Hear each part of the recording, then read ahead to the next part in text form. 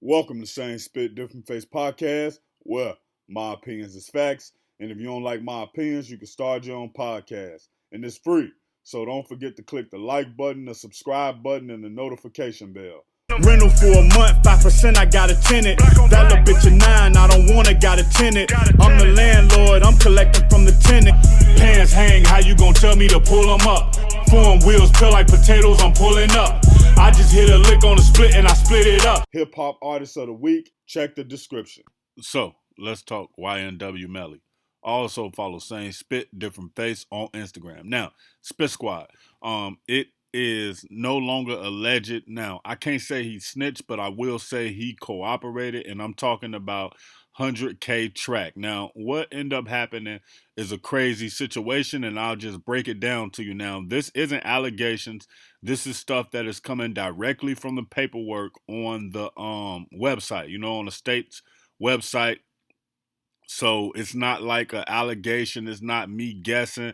This is some stuff that I actually looked up. Now, I'm not going to put the link to it on there. If you want to go see that, go look for it yourself. But this is exactly what happened. Okay, so the state's attorneys say they have a video of YNW MELLY saying he has no regrets. I did what I did to that nigga to die.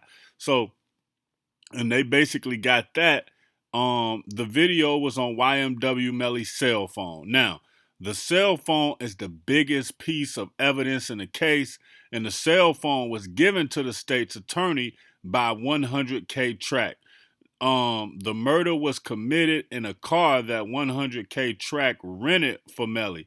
Now, the problem with this situation is that I believe that 100K Track probably had the phone and he deleted everything out of it that he thought would be incriminated. But T-Mobile basically has a feature where it can tell you where the phone was, were they inside the car, were they outside the car, were they moving fast, were they moving slow. It's just a feature that T-Mobile can basically do, the way they track you, and they can tell you everything, the environment they were in, if they were in a forest, if they were in a rural area, if they were in an urban area. So that T-Mobile shit is crazy and it's scary, right?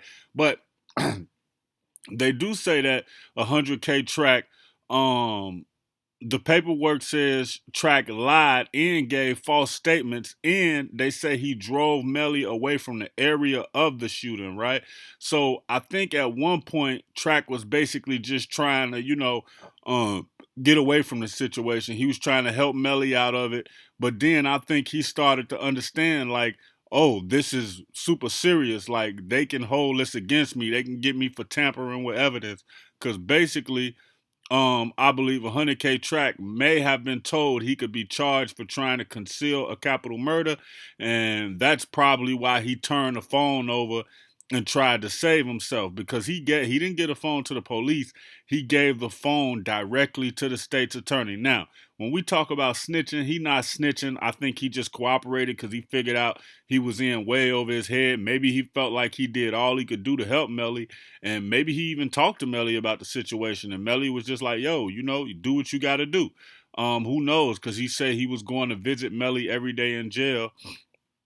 So who knows what was going on with this situation. Now, Jacoby Mills, he is the one who is the actual snitch, right? So he got locked up, and they start questioning him about this situation.